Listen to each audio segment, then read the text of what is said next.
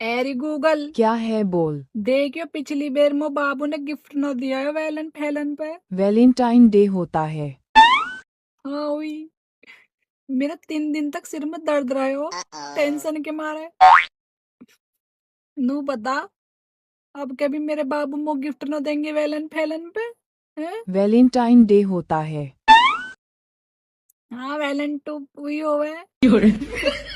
कोई ऐसा उपाय तो बता जिससे मेरे बाबू मो के गिफ्ट देवे वेलन फैलन पे। वैलेंटाइन डे होता है। एक तो हम तो अपना दुख बता रहे ऊपर से तू हमें इंग्लिश समझा रही है। मेरे दुख सुन रही है इंग्लिश पढ़ा रही है तू मुझे बैठा के हैं? ज्यादा ना इतरा रही। मैं तो उसे कुछ कहती ना उसका मतलब तो मेरे सिर पे चढ़ेगी। तो उसे ज्यादा इंग्लिश आम हो तो मैं तो बताती ना हूँ इंग्लिश कभी तू बुरा मान जा। पढ़ाने बैठेगी ना बुरा मान जाएगी तू इंग्लिश आम हो पे। बदतमीज जा अपने घर को।